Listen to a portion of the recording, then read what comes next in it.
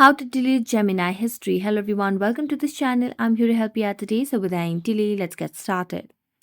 Now, first of all, what you need to do is launch the Gemini application on your device and make sure that you're logged into your account. As you're logged into your account, tap on your profile at the top right corner of the screen.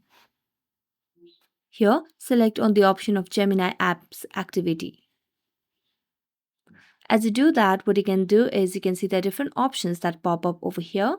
So what you can simply do is tap on the option of delete over here at the bottom and simply select on delete all time and then tap on delete. Tap on got it, and then you can simply go back now and you can tap on the three lines, and here you can see the Gemini history has been cleared up. So that's it. Thank you so much for watching this video. If you enjoyed watching it, don't forget to like, subscribe and hit the bell notification for more updates. That's it for today. See you next time.